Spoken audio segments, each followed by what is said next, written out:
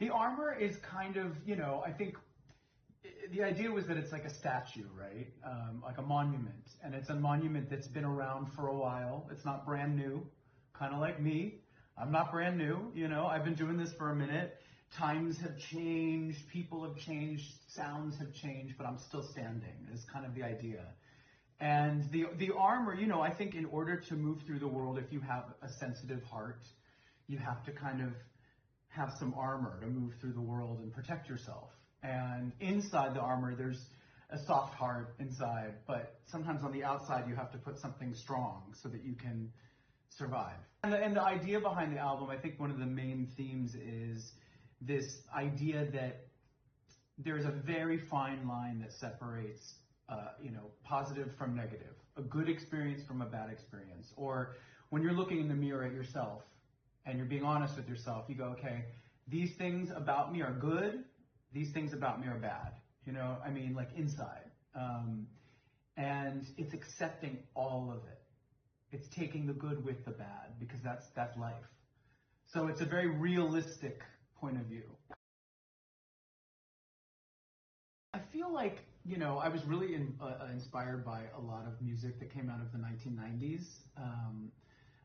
There were so many amazing alternative acts that were sort of on the edge of electronic music, but they were also a bit rock, I always thought that was like a really cool style, and there was so much good music that came out of the 90s that straddled that line. So that was a big inspiration point. And I think I wanted to reflect sort of like the times that we're living in now as well, which, there's the rise of the AI and there's the rise of so much artifice, and it's the digital age and that's how we're talking to each other. But I wanted to make sure there was still a soulfulness in the heart of it. So much like the album cover, like the exterior is metal and stone, but on the inside, there's still blood and there's still a spirit. So it's that juxtaposition, the contrast between the two that I find really interesting. Back in the era of more analog, things were not as perfect, people sang, on whatever pitch they wanted. They didn't have auto-tune back then to correct and perfect every little note. Things were a bit more messy. Things had a little bit more human error in them. And I think that's really interesting, because music production now is done so carefully and exact. So yeah, I think the 90s had sort of like a grittiness and the imperfections in it are what I think make it really interesting. I think for the most part, it was still pretty traditional. I mean, yes, we use auto-tune with the vocals like everybody does. My executive producer, Pete, I think there were a couple times where he went in and gathered samples from a program called Splice, which is like a free database of sounds, but I know he did not use AI to create the music. We kept it pretty organic that way. There were definitely a couple times in the writing process of the lyrics where I used AI to start to give me like a list of ideas to start like my mind going, kind of like how a writer does a word bank and they have like a bunch of words and then they can pick from the words. So there were a couple times where I used it as like a kickoff tool, just to sort of get an idea moving in my head or take me in a new direction, but it was pretty limited, my use of it. It's an interesting time because for creatives, it's a great tool, but you don't want the AI to do your part for you because then it's like it's not yours. So it's a strange time because it's almost like a discipline. Like you have to limit how much you're using it or else it's not you anymore. And I think AI is incredible. I mean, it's a big, broad topic, so it's hard to make statements about it. But I hope that they come up with some more systems to protect people, because I think that's where I see it being a bit of an issue. Like, people's likeness, their identity, their voice, or their image. We should be able to be in charge of our own image and our own likeness. We should have the rights to that, and that can't be taken from us. And that's the one worry I have with AI, is that I just hope that we come up with some rules that we have to follow when using it. I did a couple different little chunks of time in a couple different cities. So I spent a bit of time in London. I did some writing there. And then I came back to New York and I did some writing here. And then I went to LA. After the London trip, there's one song from the London trip that made the album, and it's the ballad. Yeah, and it's the ballad. And it's a beautiful song that I'm very proud of. But it stands alone as kind of its own moment on the album. It's sort of the heart of the album. But sonically, I didn't know where I was going yet still. And after the LA trip that I took, all of a sudden I left, in 1 week I did like 6 different writing sessions with different people, and I got home and I had like the sound. Like I was like, oh, that's the sound. Now I know what it is. So it was after 1 week I figured it out, and then everything started to fall into place, and we kept working, and there were some more songs written after that. That LA trip, that was, I'm trying to think, that probably was about 6 months ago, 7 months ago maybe. Yeah, and so it was like kind of midway through the process, like the whole process. But it was interesting because I kind of started imagining that it was almost like some of the musical ideas in the songs, like the chord structure or the melodies that we wrote, some of them are very classic. But the way that we produced it, the sounds around those melodies and those chords feels very future, feels very sort of contemporary. And so it's almost like you took a song and you put it into a time capsule and you blasted it off into space and it landed on some faraway planet, and in 100 years someone's playing it. That was like that's what my imagination was trying to figure out how to make happen. And even when it got into doing that, when we did the photo shoot for the album, that was like in the back of my mind. It was almost like, you know, future and past all kind of put together. I went through some emotional back and forth over the past couple of years, and was drawing on some of that for the songs, for sure. I mean, you know, I wrote this ballad about a breakup. You know, I was in a relationship for 5 years and it ended, and so it was very fresh, that feeling. You know, and so I wrote about it. I mean, that's probably the most personal moment on the album. You know, a lot of the songs are about relationship, right? Whether it's a relationship with yourself, or a relationship to the world, or a relationship with a lover or a partner. I think, you know, it's so easy. You meet somebody maybe, and there's like this big attraction, and you're excited, and it's romantic, and the chemistry's great. And then sometimes it can so quickly change from that to something like you're obsessed, or you feel possessive of that person, or there's jealousy, or, you know, where the feelings all of a sudden become unpleasant, even though it's someone that you're into. So I think that contrast, that quick flip is sort of where the songs all live. You know, some of the songs are really playful and sexy, and then some of the songs are about that uncomfortable feeling when it's not right with somebody. I mean, there is a freedom in owning the good feelings and in owning the bad feelings. Like, it's so easy for us to go and run away from things that don't feel comfortable, you know, or run away from anything that we recognize is something that we did wrong. But actually, when you lean into that and you recognize that, like, that's part of life, and that's, you know, that's how I grow, when you embrace those things and you accept them, I think that's like when you have really big changes in your life. There's a couple different ways in which I'm singing on the album, I think. You know, like I said, this ballad that's in the middle of the album, very gentle, very intimate, you know, very light.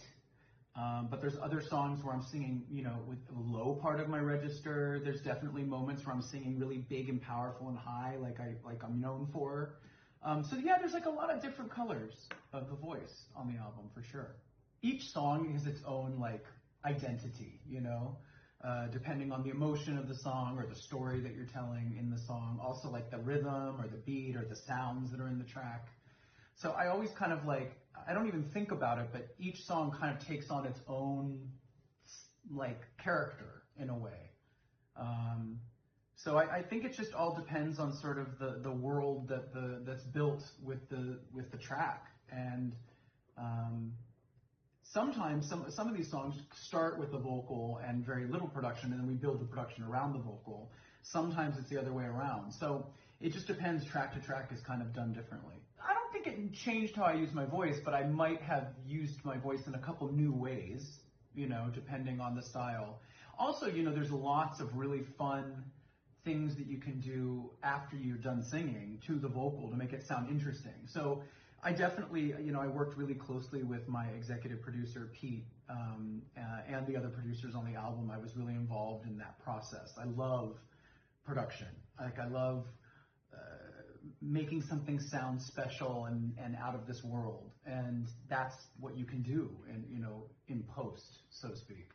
So I think it was something that I was really interested in. There's times where we take the vocal and we spread it apart so it sounds really wide, or sometimes you put lots of echo on something, or there's moments where we use a vocoder really in a real pronounced way, or you can take a vocal and copy it and change the octave of it. So all of a sudden there's this low one. Sometimes I did the low voice myself. Sometimes we created one. So it's there's all these fun toys that you can play with, So it's very much like a modern album in that way. We had a lot of fun in the studio with it. There's also a lot of tracks, there's lots of layers of the voice where I've done it all myself, but we just stack over and over and over again, which really isn't new. I mean, Queen did that back in the 70s.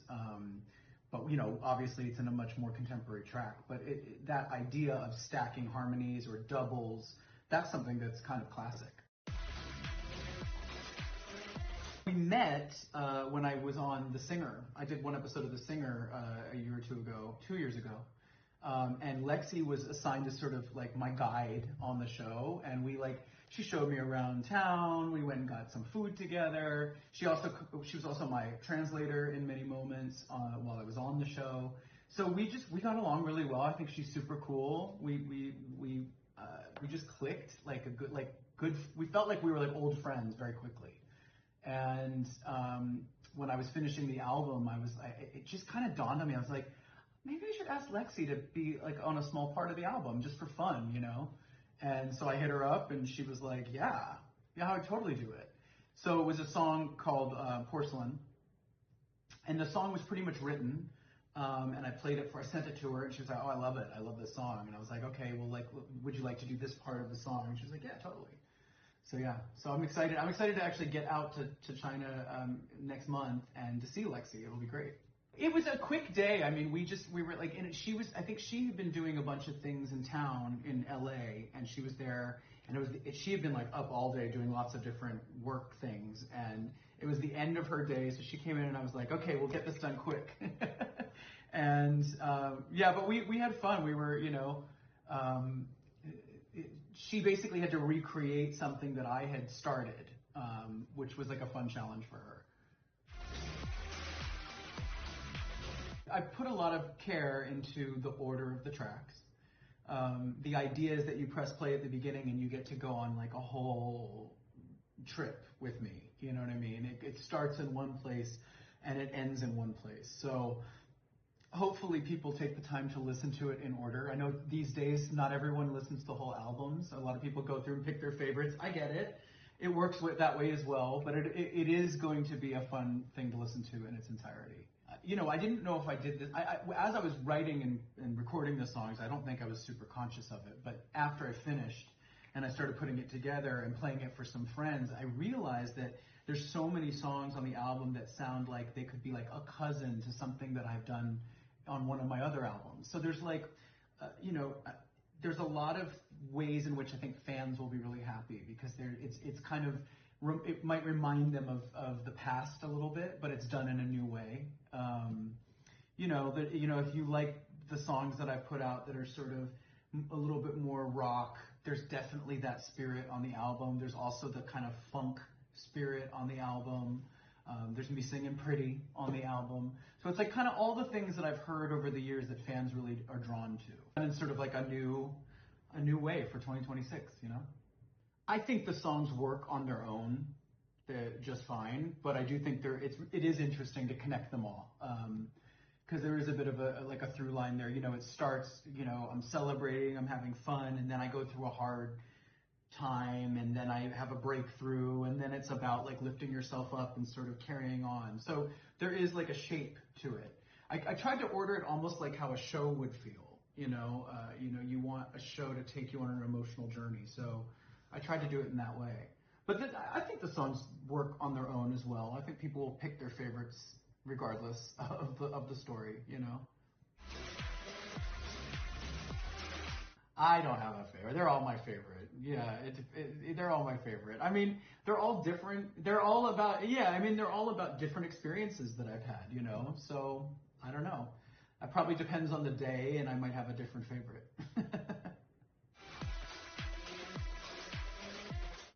I mean, I think first and foremost, it's like understanding myself. I think that's a big step. I think we go through different periods in our life, and we learn things along the way. And sometimes you have to stop and sort of look back at what you've been doing or the chapter that you've been in and reflect. And I think this album is very much sort of a reflection of the last few years. And also looking ahead and trying to see where I could go next. I think as I've gotten a little bit older and experienced, I think I'm trusting myself more, both as a person and as an artist, as a performer. So I think I'm understanding the idea of like less is more. Less can be more. Less is more is a good thing to learn as a creative person. Sometimes more is more, and that's great. And sometimes less is more. So, but it's knowing when to go either way. It's like knowing when to use it, 谢谢谢谢 yay. Okay, bye.